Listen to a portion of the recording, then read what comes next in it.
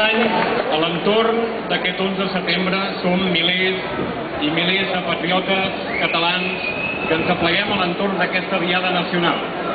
D'aquest 11 de setembre que no és més que una commemoració cívica, festiva, però també reivindicativa, una commemoració que en definitiva recorda una gesta èpica, una gesta heroica, però també una honorable desfeta. Això que sembla una obvietat ho hem de recordar cada any, i particularment enguany. Aquests dies hem sentit algunes veus cíniques que amb tota la barra deien que això de l'11 de setembre havia estat no sé què d'una derrota d'alguns catalans amb les tropes franco-espanyoles, que això havia estat un plet dinàstic, que aquí no hi havia hagut mai independència i que aquest país no havia estat mai sobirà. Doncs hem de recordar enguany, com cada 11 de setembre, que l'11 de setembre d'ara fa 300 anys, i així ens va, Catalunya va perdre les seves llibertats nacionals, va perdre les seves constitucions. I si l'11 de setembre de l'any 2001, a Nova York, van caure aquelles dues torres, i va haver aquella gran tragèdia humana, aquella massacre, també a Catalunya, el 1714, van caure, es van esfondrar també dues autèntiques torres. La nostra hisenda pròpia, les nostres institucions, les nostres llibertats. Però enguany, aquest 11 de setembre no és un 11 de setembre qualsevol.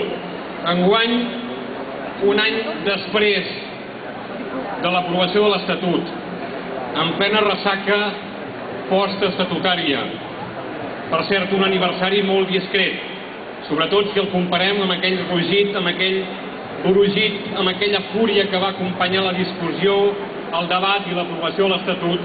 Enguany, un any més tard, hem de dir que finalment, per desgràcia, Catalunya ha perdut un altre tren cap a la seva llibertat.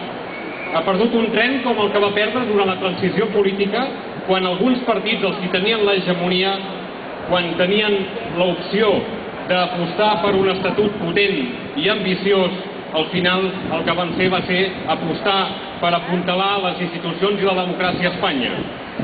Després van perdre un altre tren, que van ser aquells 30 anys d'autonomia política de peix al cove.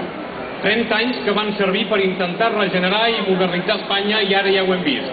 Espanya va sola, Espanya és moderna, Espanya socialment i econòmicament de vegades ens passa la mà per la cara. Per tant, hem perdut un altre tren. Un tren que era un estatut que volíem potent, un estatut ambiciós, un estatut que respongués a les aspiracions del poble de Catalunya amb un horitzó col·lectiu il·lusionador, que és el que va aprovar el Parlament el 30 de setembre per àmplia majoria. Finalment, tenim un estatut que és bo per una regió d'Espanya, però no pas per una nació d'Europa. Tenim, per tant, un estatut retallat i un estatut fins i tot amenaçat amb una sentència del Tribunal Constitucional, un tribunal que sembla, en aquest cas, la torre de l'estat autonòmic. Una torre inclinada cap a l'uniformisme i una torre que, en definitiva, està instrumentalitzada políticament pels partits espanyols. Tenim, finalment, per tant, un estatut que perpetua Catalunya dins d'un sistema uniforme, dins d'un estat que no reconeix la seva pluralitat ni la seva diversitat, i, a més, un estatut i un estat espanyol blindat i tancat al reconeixement de la sobirania dels pobles i nacions d'Espanya i, sobretot, el reconeixement de mecanismes per transferir sobirania, per tant, la possibilitat de reconèixer el nostre dret democràtic a decidir en referèndum. Enguany també, aquest aniversari de l'Estatut i aquest 11 de setembre coincideix en un context en què, certament, hi ha desànim, hi ha preocupació, hi ha inquietud, hi ha desorientació, ho hem de reconèixer.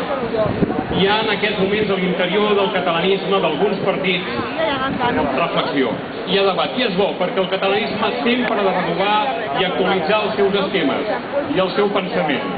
Hi ha qui fins i tot diu que cal refundar el catalanisme, però no ens diu cap allà on vol anar.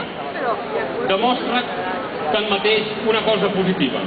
Hem de reconèixer que l'autonomisme està de retirada, però falla en una cosa fonamental, i és que els que en aquests moments s'ajunten per mirar d'anar més drets com si fossin dos coixos després del fracàs, del col·lapse de la via autonomista, no reconeixen una cosa bàsica, i és que de cara al futur l'únic horitzó, l'únic objectiu possible és la consecució d'un estat propi.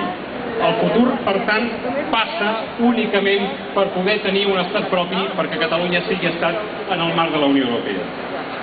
Ara bé,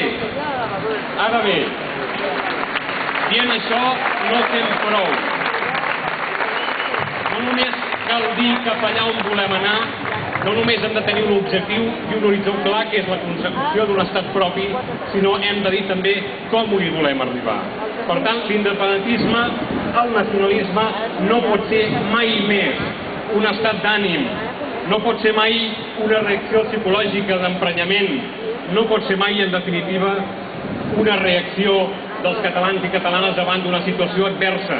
Els catalans i catalanes hem de tenir resposta de cara al futur i, per tant, hem d'explicar quina estratègia volem seguir de cara al futur.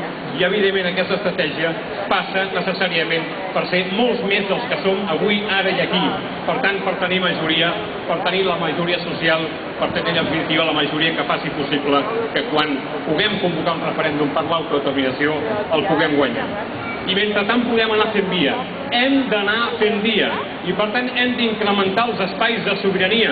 Hem de poder decidir per nosaltres mateixos en moltes coses que ara no podem fer. Per exemple, amb el reconeixement internacional de l'esport català. Jo emplaço, jo demano a la selecció catalana que tingui el coratge, que tingui la valentia de plantar cara, que faci aquest gest de sobirania que permeti que Catalunya, d'una vegada per totes,